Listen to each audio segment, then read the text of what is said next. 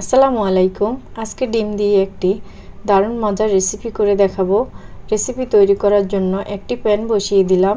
পর্যাপ্ত পরিমাণে গরম হয়ে গেছে। এখন আমি এখানে দিয়ে দিব 1 কাপ রান্নার রেগুলার তেল। তেল বেশ গরম হয়ে গেছে। এখন দিয়ে দিব 1 কাপ পেঁয়াজ কুচি, সাথে 5-6টা কাঁচামরিচ ফালি করে একটু নেড়েচেড়ে ভেজে নিয়ে এখানে দিয়ে দিলাম 1 টেবিল চামচ রসুন বাটা। রসুন বাটা ভালোভাবে ভেজে নিয়ে এখানে দিয়ে দিব পরিমাণ মতো লবণ, হাফ চা চামচ হলুদের গুঁড়া, হাফ চা চামচ মরিচের গুঁড়া, 1 চা চামচ ধনে গুঁড়া, 1 চা চামচ জিরার গুঁড়া। একটু ভেজে নিয়ে এখানে হাফ কাপ গরম পানি দিয়ে মশলাটা 5 মিনিট কষিয়ে নিব। মশলা খুব ভালোভাবে একটু সময় নিয়ে কষিয়ে নিতে হবে, তাহলে রান্নার স্বাদটা খুব ভালো আসবে।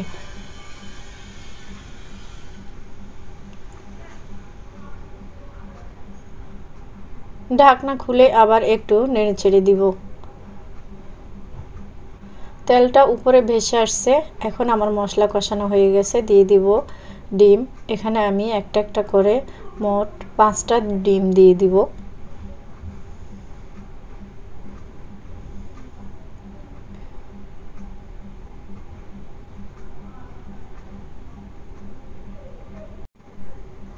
সবগুলো ডিম দেওয়া হয়ে গেছে।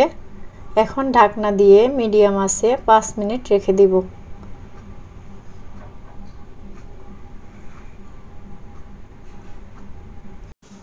পাঁচ মিনিট পর আমি ঢাকনা খুলে খুব হালকা হাতে একটু নেড়েচেড়ে একটা একটা করে সবগুলো ডিম আমি উল্টে দিব। খুব সাবধানের সাথে করতে হবে, না হলে ভেঙে যাবে।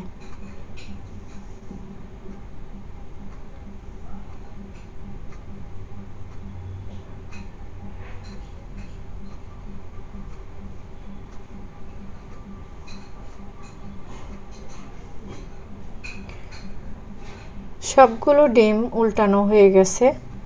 এখন আমি একটু জাল করে নিয়ে এখানে 1 কাপ গরম পানি দিয়ে দিলাম। গরম পানি দিয়ে একটু নেড়ে ছেড়ে দিব। এখন ঢাকনা দিয়ে দিব। ঢাকনা দিয়ে আমি মিডিয়াম আঁচে 10 মিনিট রান্না করে নিব। ঢাকনা খুলে মাঝে মাঝে একটু নেড়ে দিব। আবারও ঢাকনা দিয়ে দিব।